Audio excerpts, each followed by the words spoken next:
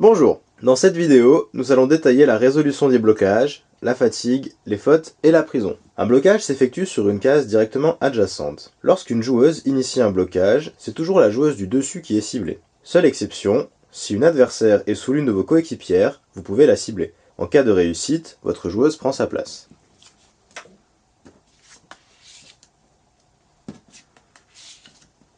Lors d'un blocage, il y a 3 possibilités.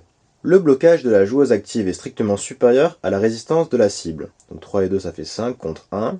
Le blocage est donc automatiquement réussi. Si le blocage de la joueuse active est égal à la résistance de la cible, donc 2 contre 2, il y a un duel légal. Et enfin, si le blocage de la joueuse active est inférieur à la résistance de sa cible, donc là 1 contre 2, il y a un duel illégal. Un duel est un mini-jeu entre les deux coachs. Ça peut être un pierre, feuille, ciseaux, lézard, Spock, un lancer de dés, un pile ou face, c'est à vous de décider.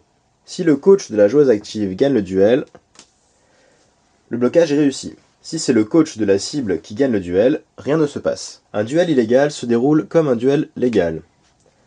Si la joueuse active gagne le duel, le blocage est réussi, mais elle fait une faute et va en prison. Sinon, rien ne se passe. Pas d'impact, pas de pénalité. Le placement des joueuses dans le pack peut avoir plusieurs conséquences. Si la joueuse active réussit le blocage, elle prend la place de sa cible et la pousse vers une case vide. Si la cible avait une carte action, elle est défaussée, et c'est tout. Si la joueuse active prend la place de sa cible et la pousse hors des 8 cases du pack, c'est une sortie de piste.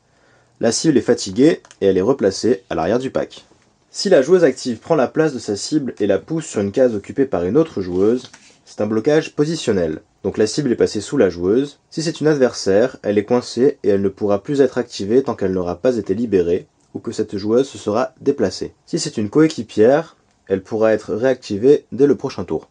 Et enfin, dernier cas de figure, si la joueuse active prend la place de sa cible et la pousse sur une case déjà occupée par deux joueuses, cette dernière est fatiguée et est replacée à l'arrière du pack. Les bloqueuses n'ont pas le droit d'initier un blocage hors du pack. Les jammeuses peuvent le faire mais sous certaines conditions.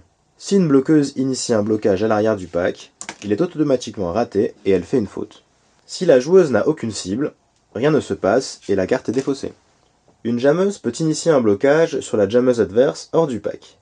Si le blocage est réussi, l'autre jammeuse recule d'une zone. Lors d'un blocage à l'avant du pack, la jammeuse retourne à l'arrière du pack. Elle s'est fait ravaler et va devoir repasser les bloqueuses adverses pour revenir à l'avant du pack. Une joueuse peut être motivée ou fatiguée. Lorsqu'elle est fatiguée, ses compétences diminuent. Si une joueuse quitte le pack suite à un blocage adverse, elle est fatiguée. Si elle l'était déjà, on ne peut pas la retourner, donc elle fait une faute de fatigue et va en prison.